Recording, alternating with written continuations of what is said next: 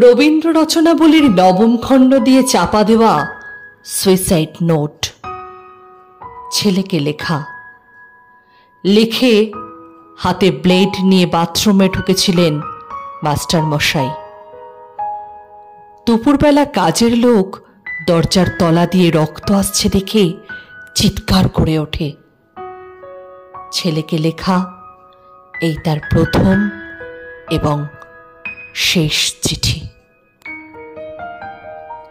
অরণি, আমি বিশ্বাস করি সন্তান পবিত্র জলের মতো। যদিও তোমার সঙ্গে আমার সম্পর্ক ভালো নয়, তবু তোমাকেই লিখে রেখে যাই।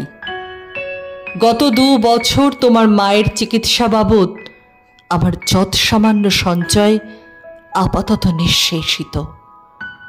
চিকিৎসার ব্যয়ভার আমি আর নিতে পারছিলাম না।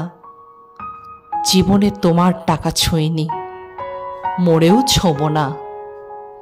আমি আজীবন ছাত্র পড়িয়েছি, জ্ঞানও তো কোনো অন্যায় করিনি।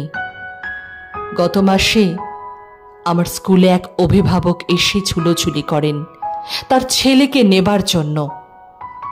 আমি প্রথম দিন ফিরিয়ে দিই, দ্বিতীয় দিন ফিরিয়ে দিই, তৃতীয় দিন পারিনি।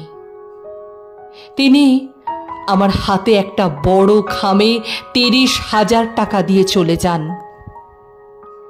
সেই টাকায় এই মাসে তোমার মায়ের চিকিৎসা চলছে। জানি না তিনি বাড়ি ফিরবেন কিনা কোনো দিন। ফিরলে বলো, পৃথিবীতে আমার বেঁচে থাকার অধিকার চলে গেছে। এতে বাবা। যখন সারাটা দেশ দাঁড়িয়ে আছে ঘুষের টাকার ওপর, তখন রবীন্দ্র রচনাবলী দিয়ে চাপা দেওয়া একটা সুইসাইড নোট। হাসপাতালে গাছের তলায় গা ছমছম করছিল। এগিয়ে গেলাম সাদা কাপড়ে ঢাকা মাস্টার মশাইয়ের দিকে, একটু বেরিয়ে থাকা পা দুটোর দিকে। ওই একটু বেরিয়ে থাকা পা দুটো যেন ভারতবর্ষের শেষ মাটি।